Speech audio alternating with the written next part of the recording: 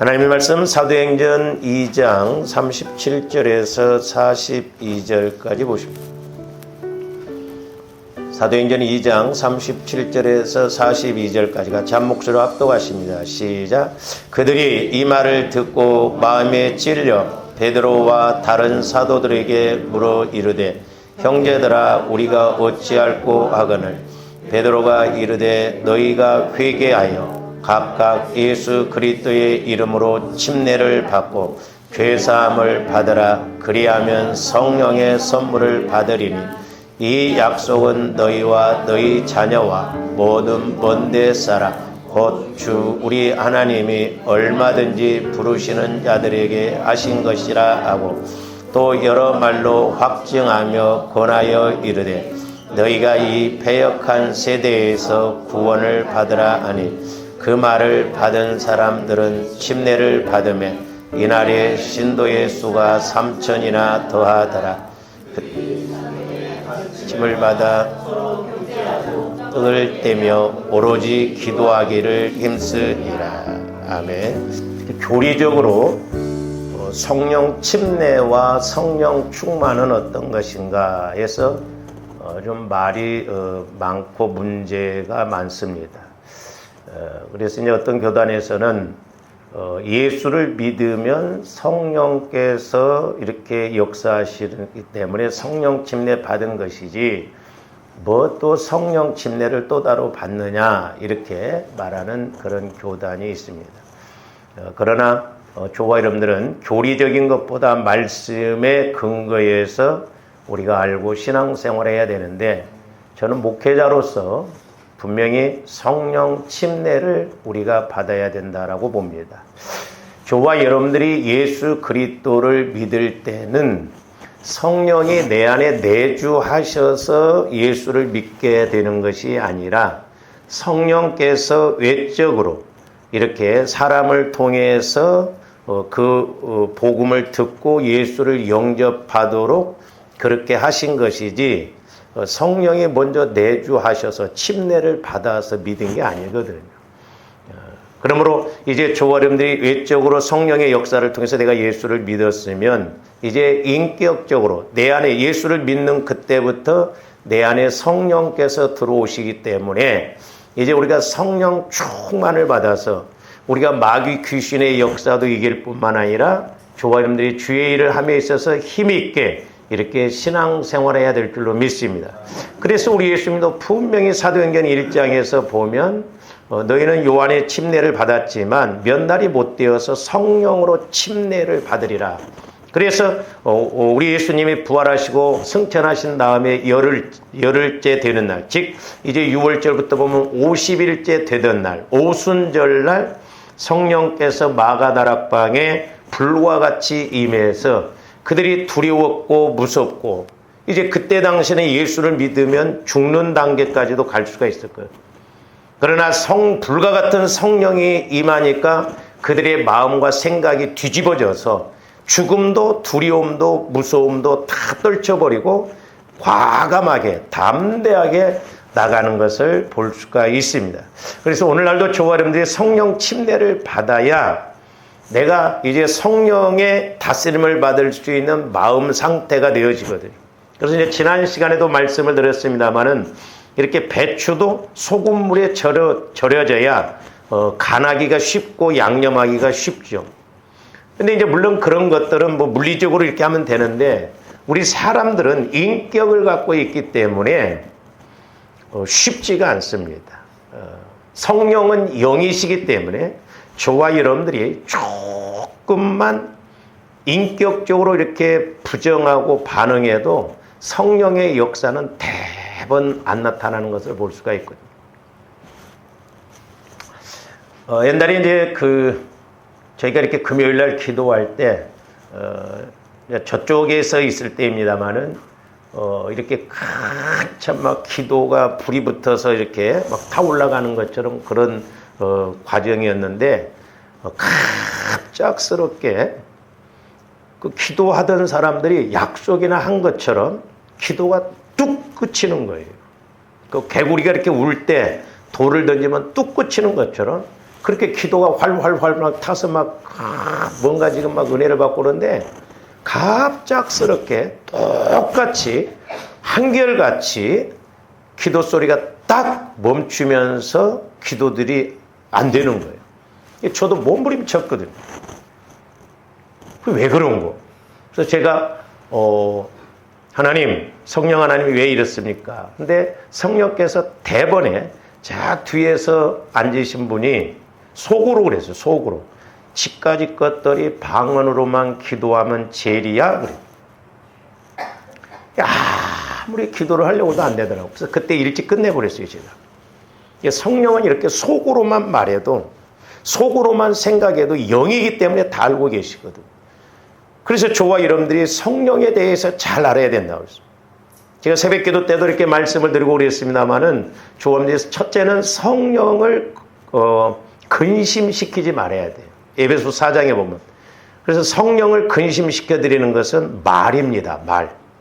그러니까 조합들이 말을 함부로 한다든지 거친 말을 한다든지 성질을 낸다든지 하면 성령은 절대 역사할 수가 없어요. 거룩한 영이기 때문에, 깨끗한 영이기 때문에. 그 다음에 갈라디아서에 보면 성령을 거슬리지 말라고 그래서 거슬리지 말라. 여러분들이 뭐 하다 보면 거슬릴 때가 있잖아요. 사람도. 그러니까 이렇게 이제 예배 드릴 때 여러분들이 이렇게 존다든지 그러면 피곤해서 조는 것하고 마귀가 역사해서 조는 것은 다릅니다. 상당히 거슬려요. 꼭 연기 피우는 것처럼 그래요. 그런데 우리가 걸려들면 안 돼. 그리고 성령께서 어떤 것을 말씀하고 그런데 꼭 이렇게 삐딱하게 말하고 이런 사람들도 있거든요. 성령을 거슬리는 거예요. 성령을 거슬리지 말아야 돼. 그 다음에 세 번째로는 데살로니가서 5장입니다. 성령을 소멸하지 말아야 돼요.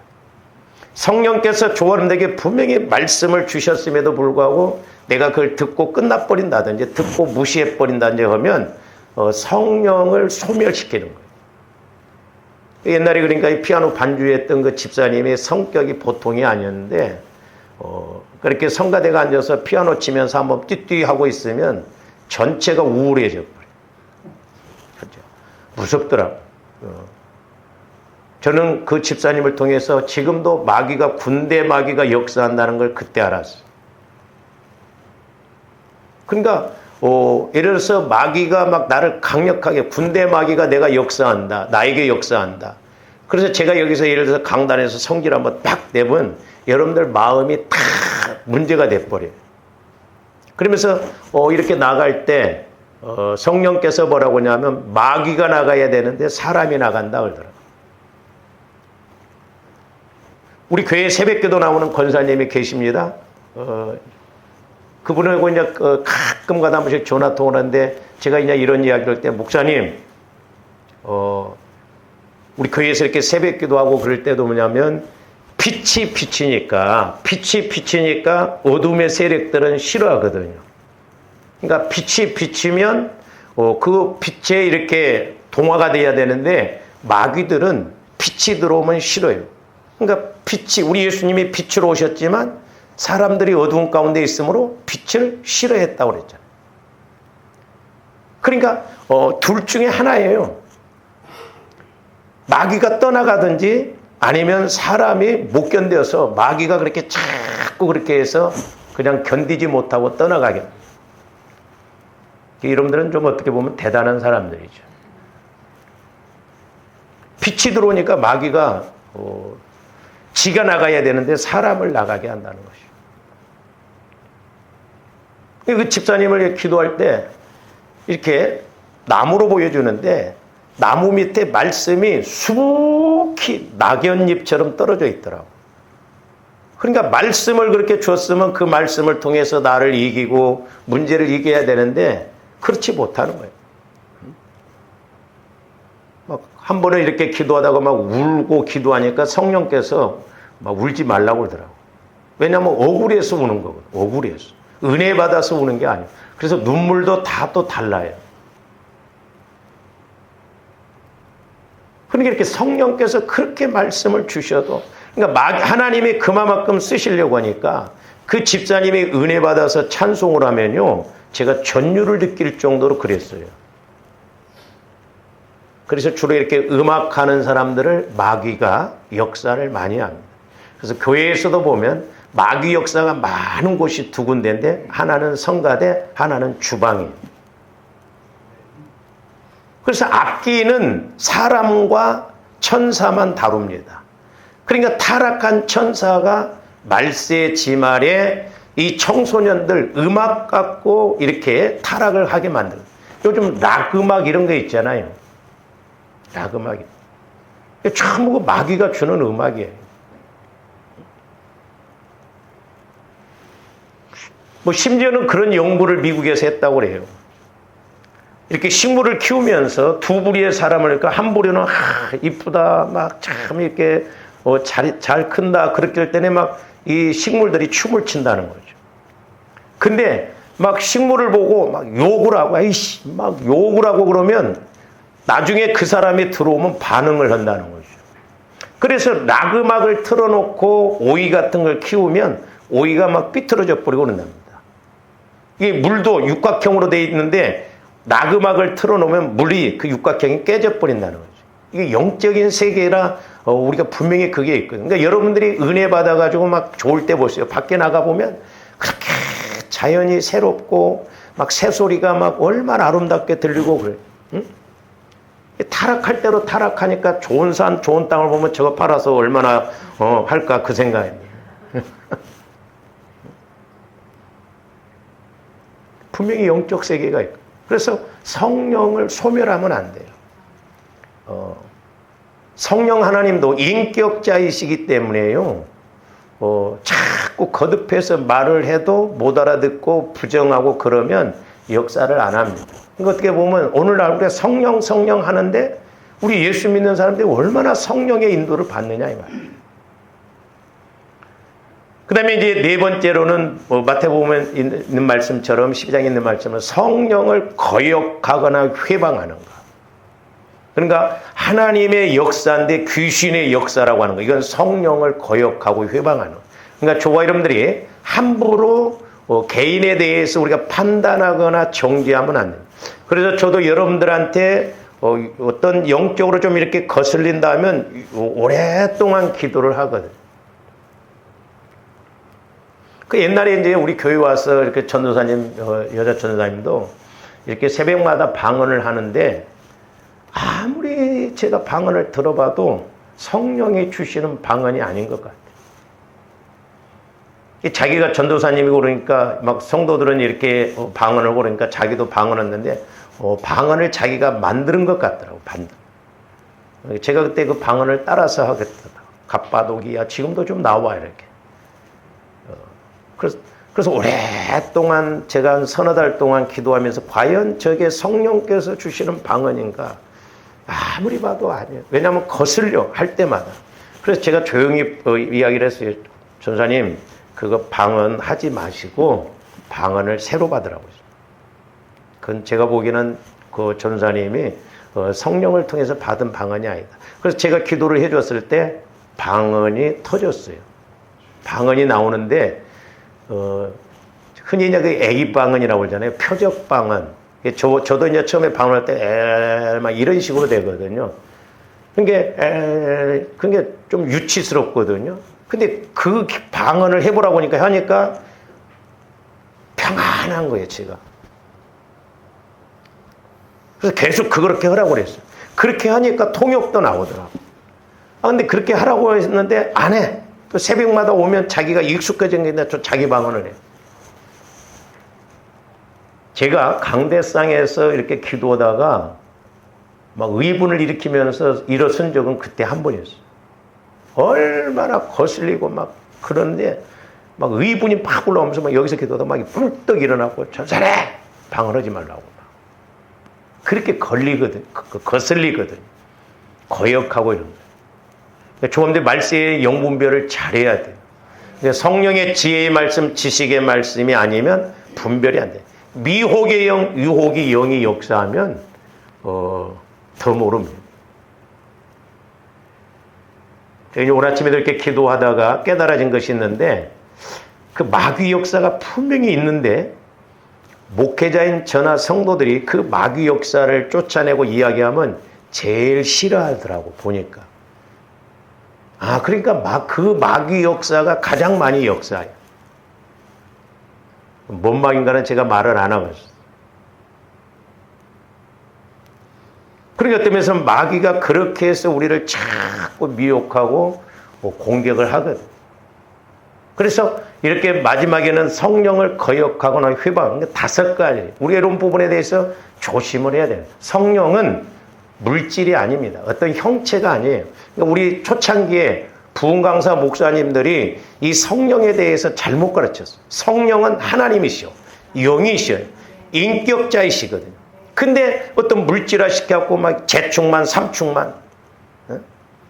집사님 어디 가요? 기도원. 그러면 왜 가요? 그러면 쏟아버렸으니까 다시 채워갖고. 그러니까 성령을 물 채우듯이 채워갖고 오는 것으로 생각하다 이 말이에요. 아니에요. 성령은 지극히 인격자이시고 영이시고 하나님이셔요.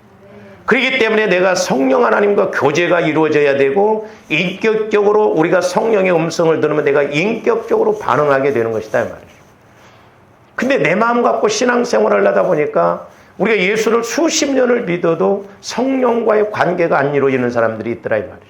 그러니까 신앙생활을 할수록 소금물을 먹은 것처럼 답답한 거예요. 오늘 아침에도 말씀드렸죠. 한 교회에서 수십 년 신앙생활 장로님 이런 분들이 신천지로 왜 가냐 이 말이요.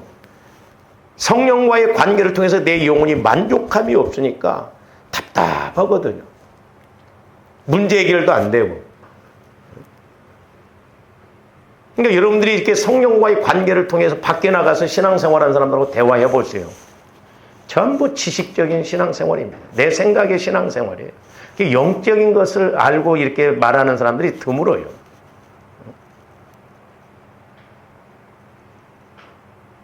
잘 보세요.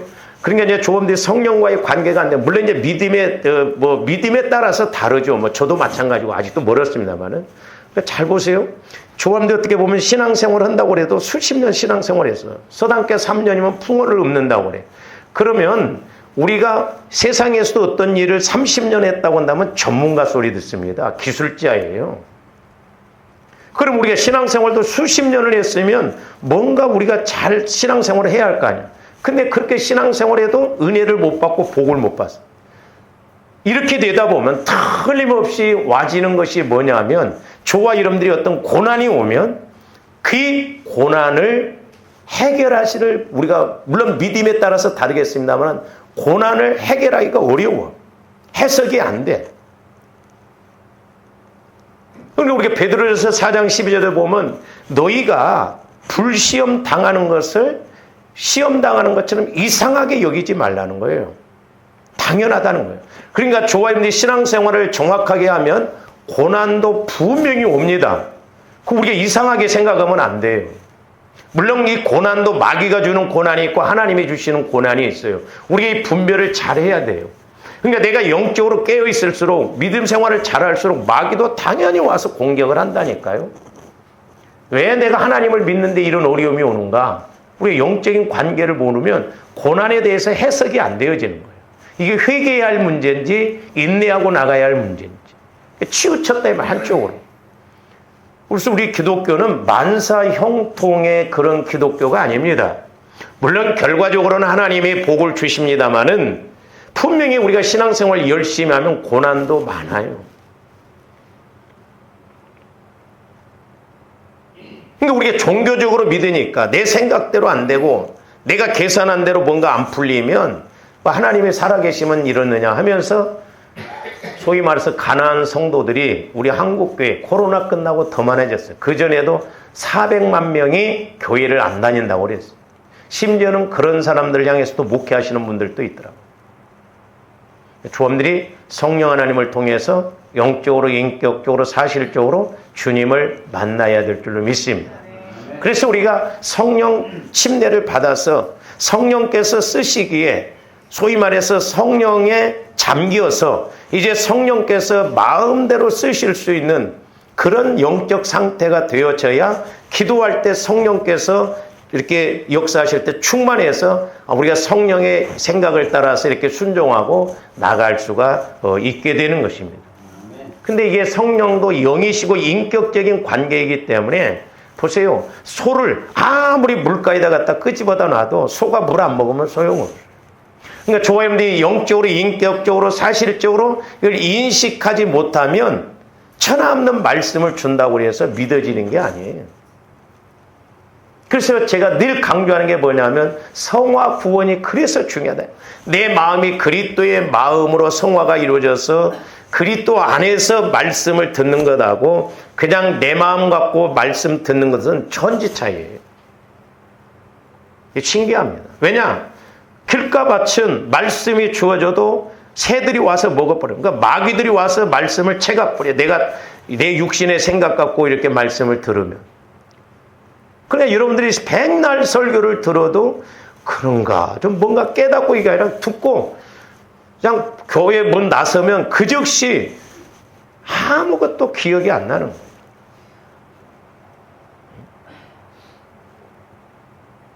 그런데도 수십 년 우리가 이렇게 신앙생활하는 건 대단한 것이고 은혜지요. 우리가 예수님을 만나고 믿어야 될 줄로 믿습니다. 예수 만나야 돼. 예수 만나는 것하고 못 만나는 것하고 천지 차이다. 이 말이에요.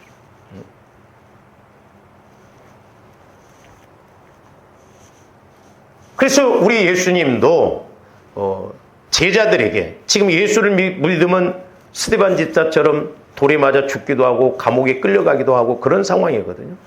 근데 예수님은 그냥 부활하셔서 승천해서 가시면서 성령을 약속을 기다려라. 아버지께서 약속. 그러니까 어떤 면에서는 육신적으로 보면 뭐야? 자기는 그냥 뭐 이렇게 부활해서 가버리고 뭐 우리 보러 그냥 성령을 기다리라고? 지금 자칫 잘못하면 잡혀서 죽게 생겼는데 그러니까 많이 떠났던 것 같아요. 500명이 부활의 모습을 봤음에도 불구하고 절반도 아니고 380명이 떠나가 버리고 120명만 그 약속을 기다렸어요. 수만 명이 따라다녔지만 결국 골라지는 사람들은 120명밖에 안 됐어요. 조화 여러분들도 천국 가서 대성통곡하면서 후회하지 말고 우리가 이 땅에서 성령의 인도를 통해서 신앙생활을 잘해야 될 줄로 믿습니다. 그러니까 뭐 여러분들도 마찬가지잖아. 내가 뭐 성령께서 뭐라고 한지 서로 뭐 니나 내나 뭐 아직 뭐 밥 먹고 살고 건강하고 와서 예배드리고 하나 문제 없는 것 같죠? 아니에요. 그래서 제자들에게 우리 예수님께서는 예루살렘을 떠나지 말고 아버지께 약속한 성령을 기다리라는 거예요.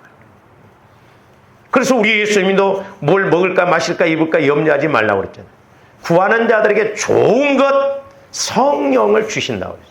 그러니까 조함들이 늘 성령의 인도를 통해서 기도 생활해야 될 줄로 믿습니다. 저도 해보면 잘 안 될 때가 더 많아요. 그만큼 육신적으로 이렇게 쌓여 있다는 것이잖아요. 자, 우리 사도행전 1장 4절에서 5절 다시 한번 봅니다. 사도행전 1장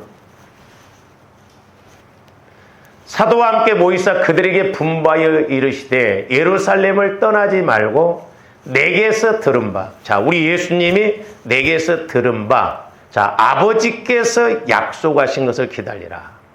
그 약속하신 것이 뭐예요? 요한은 물로 침례를 베풀었으나 너희는 몇 날이 못되어 성령으로 뭘 받으리라? 침례를 받으리라. 그러니까 성령의 침례.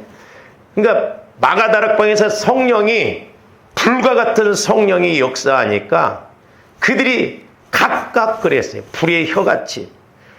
막 뒤집어져 버렸다 이 말이에요. 120명이 성령을 받으니까 완전히 180도 달라져 버리고 성령 침례를 받으니까. 오늘날도 성령은 이와 같은 능력이 있습니다. 조합들이 무엇보다도 우리가 성령 충만하기 위해서 성령 침례 받아서 성령의 인도를 받기 위해서 우리가 기도해야 됩니다. 그래서 성령에 푹 잠기니까 막 역사가 나타나는 거예요. 그래서 약속하신 성령께서는 과연 오순절 예루살렘 성도들이 모인 곳에 임함으로 이제 그때부터 영혼 구원이 이루어지고 교회가 두 가지예요. 크게 보면. 그때부터 많은 사람들이 이렇게 모임으로 말미암아 영혼들을 살리는, 영혼들을 건지는 역사가 일어났습니다. 그래서 이제 오늘 37절 말씀에도 보면 그들이 이 말을 듣고 마음에 찔려 베드로와 다른 사도들에게 물어 이르되 형제들아 우리가 어찌할꼬 하거늘 그랬죠. 어찌할꼬. 그러니까 저와 여러분들이 말씀을 들으면 어찌할꼬가 나와야 돼요. 그러니까 스데반 집사가 이렇게 설교를 할 때도 마음에 찔렸습니다. 근데 그 사람들은 이를 갈건을 그랬어요. 이를 갈. 그러니까 이게 성령께서 정확하게 역사하시면 두 가지 반응이에요. 하나는 어찌할꼬. 제가 잘못했습니다. 제가 죄인입니다. 그런데 마귀가 역사하면 듣고 마음에 찔리는 단계까지는 같이 가는데 싫습니다. 듣기 싫으라고 그래요. 이를 가라. 그래서 제가 이렇게 그 말씀하고 베드로가 오늘 이렇게 설교했던 말씀, 베드로는 막 3,000명이 회개했는데 왜 스데반 집사가 설교할 때는 스데반 집사를 돌로 쳐서 죽였을까? 스데반 집사가 훨씬 설교를 잘했습니다. 창세기부터 말씀을 쫙, 그때는 신약이 없었죠. 쭉 막 말씀으로 막 찔러댔어요. 정확하게. 근데 다른 차이가 아니라 스데반 집사가 설교할 때는 대상자가 다르더라고. 오늘 베드로가 설교한 것은 일반 사람들이었어요. 근데 스데반 집사가 설교할 때는 바리새인, 서기관들, 당시 하나님을 가장 잘 믿고 율법을 연구한다는 사람들이에요. 오늘날도 제일 힘든 사람이 누구냐 영적으로 보면 목회자와 사모예요. 목회자 사모들이 잘 안 배우려고, 들으려고 하진 않아요.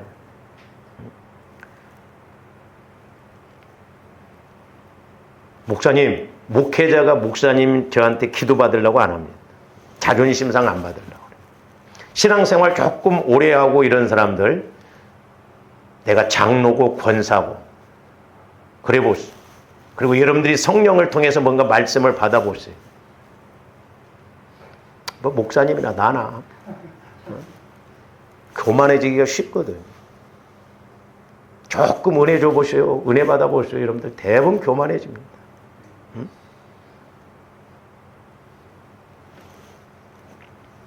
그러니까 당시에 그 지도자들이에요. 이 지도자들이 스데반 집사가 얼마나 막 정확하게 찔러댑니까? 그러니까 마음에 찔린 단계까지는 갔는데 이를 갈아엎은 거예요. 네가 뭐 집사라고 그래서 그런 게 아니에요. 집사가 설교해서 죽인 게 아니에요. 저는 그렇게 보지 않습니다. 훨씬 스데반 집사가 설교를 강력하게 더 잘했어요. 근데 그들 마음에 영적인 이런 세력들이 가만히 두질 않아요. 오늘날도 마찬가지예요. 제가 그래서 조어름들이 자존심, 감정만 버려도 우리가 은혜 받는데 진짜 하자가 없다고 그랬어요. 저도 이렇게 많이 해봅니다. 근데 성령께서 어떤 걸 딱 이렇게 예를 들어서 지적한다든지 약함을 딱 이야기하면요. 감정적으로 자존심상 받아들이질 않습니다. 이 자존심과 감정은 마귀가 주는 거예요. 그러니까 가난한 여인에게 자녀의 떡을 취해서 개들에게 던짐이 마땅치 않다라고 하는 것은 이게 어떻게 보면 참 수용하기, 그 여자 입장에서 보면 수용하기 어려운 말이거든요. 그 가난지역은 원래 타락한 지역이에요. 그러니까 이 여인도 타락으로 인해서 딸을 이렇게 탄생시켰거든요. 그러니까 영적으로 이렇게 더럽고 막 그런단 말이에요. 그러니까 차마 우리 예수님이 직접적으로는 이야기를 못하고 간접적으로, 뭐 사람들은 그것을 예수님의 막 테스트해보는, 아니에요. 저도 처음에는 그렇게 생각했는데 그 예수님께서 이 여인에게 영적으로 정확하게 이런 게 애둘러서 말한 거예요. 자녀의 떡을 취해서 개들에게 던짐이 마땅치 않다. 이 개는 개새끼요 진짜. 이 개는 새끼가 나중에 지 어미하고 교미를 해서 또 새끼를 낳습니다. 참 이게 영적인 거예요. 그래서 남자들한테 보통 막 사람들이 욕할 때 뭐라고 해요? 야이 그렇다는 거예요. 그리고 개는 토한 것을 도로 먹습니다. 더러운 것을 도로 먹어요. 그러니까 우리가 이렇게 영적인 의미를 잘 알아야 돼요.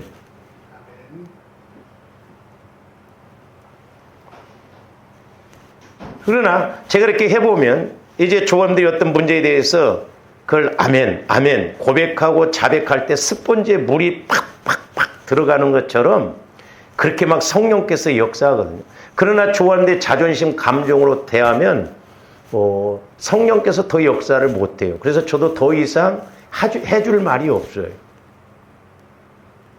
괜히 그렇게 말해봐야 싸웁니다. 싸워요. 내비두죠.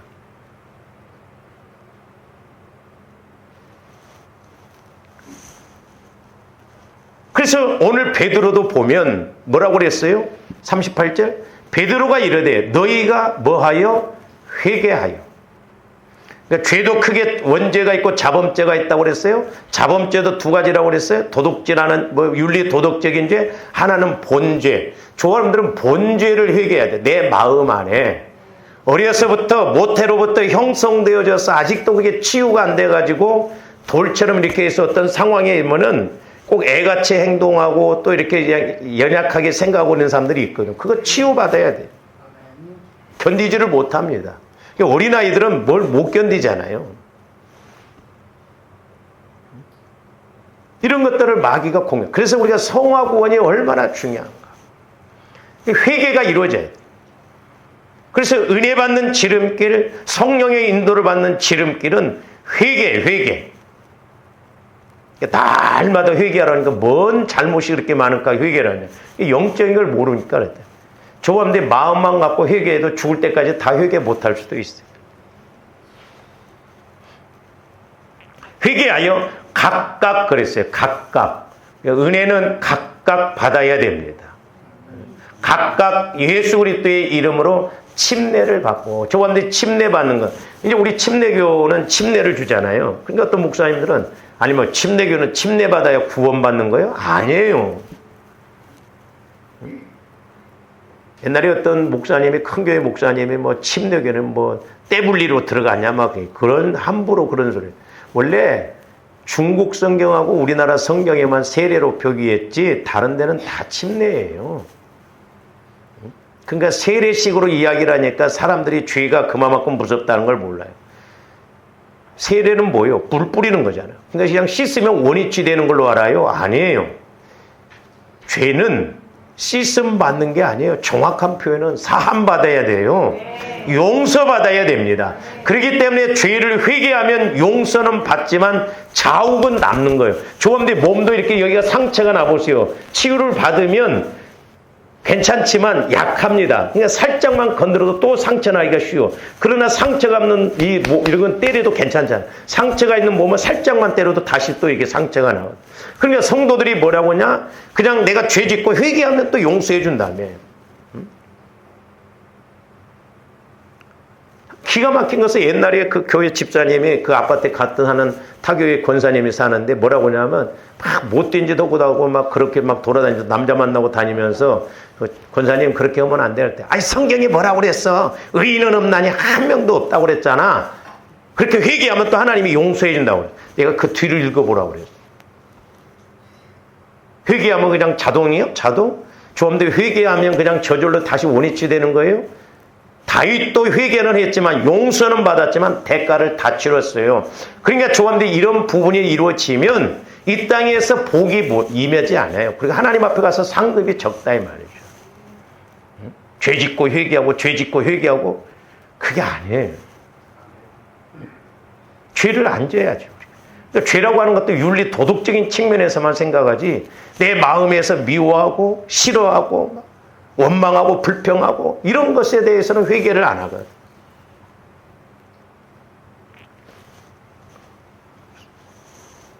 그러니까 보세요. 오늘 38절에 보면 너희가 회개하여 침례를 받고 죄 사함을 받으라는 거예요. 죄 사함. 내 안에 죄성, 상처 이런 것이 쓴뿌리가 다 제거되어지면 사함이 이루어지면 성령께서 역사하신다 이 말이에요. 그러니까 즉 조함들은 이제 원죄 문제가 아니라 자범죄 문제. 내 마음이 이렇게 육신의 마음, 마귀가 주는 마음 상처 쓴뿌리로 이렇게 있었는데 주님 마음으로 성화가 이루어지면 하나님은 성령을 통해서 주님 마음에다 말씀하시는 거예요. 그럼 우리가 성령의 음성을 듣고 성령의 가르침을 받고 더 나아가서 성령 충만받을 수가 있는 것입니다. 그래서 이렇게 성령 충만해야 우리가 불신자들도 전도하고 또한 저와 여러분들도 변화가 되어지거든.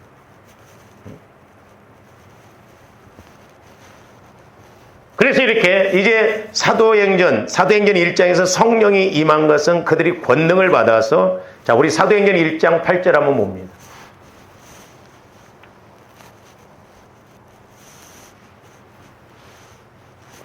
잘 아시는 말씀이죠. 오직 성령이 너희에게 임하시면 너희가 뭘 받고? 권능을 받고. 즉 권능이라고 하는 단어가 헬라어로는 두나미스 그럽니다. 두나미스. 그래서 영어로는 이것을 두 가지로 번역을 했어요. 하나는 뭐냐면 다이나마이트, 그 말이에요. 다이나마이트. 이게 막 돌을 깨트리고 그럴 때 다이나마이트를 통해서 깨트리는. 그러니까 이 폭발력, 힘이 있는 걸 말해요. 그러니까 성령이 임하면 막 저와 여러분들에게 엄청난 파워, 힘이 와집니다. 그러니까 그런 힘이 와지니까 어떤 문제도 이기고 해결할 수가 있거든요. 두 번째로는 여러분들이 이렇게 살다 보면 이제 뉴스 이런 데도 보면 다이나믹 이런 소리 많이 듣을 거예요. 아니, 다이나믹하다. 이 다이나믹하다 말은 이게 역동적이고 힘이 있는 것을 의미를 하거든요. 그러니까 이것이 뭐냐면 첫 번째로는 이제 변화와 끊임없는 활동이요. 그러니까 성령께서 역사하시면 막 다이나믹하게. 그러니까 우리 예수님도 니고데모가 왔을 때 네가 성령으로 거듭나야 천국을 갈 수 있다고 했잖아요. 그러니까 조용조용하게 말씀을 하셨어도 그 니고데모가 처음에는 육신적으로 어머니 뱃속에 들어갔다 나와야 된다고 막 생각했잖아요. 그러니까 이런 것은 이제 다이나믹하다 그래. 그래서 변화와 끊임없는 활동을 말하고, 두 번째로는 힘과 에너지예요. 힘과 에너지. 그러니까 성령의 인도를 받으면 우리가 힘을 얻습니다. 힘이 쫙 와지면서 믿음이 생기면서 소위 세상 말로는 배짱이 생겨져요.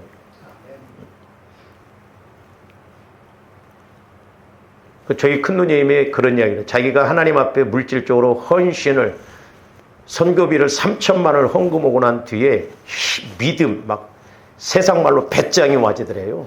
그 물질 아무것도 아니다. 응? 자기가 한 달에 막 선교비를 1,000만 원씩 막 하겠다고. 1,000만 원씩 하려면 주식을 투자를 해야지. 주식 투자했고 다 말아먹어 버렸어. 요즘 막 코인이 유행이죠. 예? 우리 목사님들도 그냥 다 말아먹는 분들도 있어. 힘과 에너지가 와요. 성령의 인도를 받아보세요. 어떤 막 문제가 있고 사람이 그래도 힘이 쫙 와지면서 그것을 한마디로 옛날에 보면 그 핸드폰 선전할 때, 지금 핸드폰 선전 안 하죠. 옛날에는 막 LG, 삼성 핸드폰 선전할 때 보면 막 큰 캐리어 가방을 이렇게 다 있는데 쫙쫙쫙쫙쫙쫙 접어갖고 핸드폰 하나로 딱 이렇게. 그러니까 좋은데 이런 힘이 와지면 막 지구도 그냥 내가 한번 팍 치면 깨질 것 같고 막. 예? 여러분들을 제가 한번 탁 치면 그냥 먼지가 돼서 날아가 버는 것처럼. 그런 힘과 에너지가 이게 다이나믹하다. 세 번째로는 생동감 있게 와지는 걸 말해요. 그래서 이제 이 다이나믹하다 이 말은 뭐 경제나 또는 이렇게 예술계에서 많이 쓰잖아요. 뭐 다이나믹한 경제 성장. 그 말은 뭔 말이에요? 빠른 속도로 이렇게 변화되고 성장하는 경제 상황을 말하는 거죠. 다이나믹하게 막 이렇게 한다. 그리고 이제 때로는 그 배우들이 연기를 할 때, 야, 다이나믹한 연기다. 그건 뭐예요? 강력한 그런 막 인상을 받고 그 느낌이 와지는 걸 말한다 이 말이죠. 그러면 이제 성령께서 저와 여러분들에게 이렇게 다이너마이트 같이 다이나믹하게 역사하는 게 몇 가지냐? 4가지 정도로 이렇게 우리가 이야기해 볼 수가 있어. 이 4가지에 대해서는 좀 다음 시간에 이렇게 하도록 하겠습니다. 기도하시죠. 사랑의 주님, 감사를 드립니다. 이제 저희들 성령 하는데 실제 우리는 성령을 모르고 성령을 체험하지 못하고 성령 하나님과 인격적인 교제, 영적인 교제를 이루지 못하고 나갈 때가 있음을 고백합니다. 이제 저희들 성령 하나님을 통하여 영적으로, 인격적으로, 사실적으로 날마다 주님을 만나게 하여 주시고 말씀 그대로 우리에게도 아버지 하나님 놀라운 성령의 역사가 나타나게 하여 주시옵소서. 저희들 날마다 회개하게 하게 하여 주시고 보혈을 의지하여 회개할 때마다 성령의 놀라운 다스림과 역사심이 있게 하여 주시옵소서. 감사와 영광을 돌리오며 축복하옵고 예수님 이름으로 기도하옵나이다. 아멘.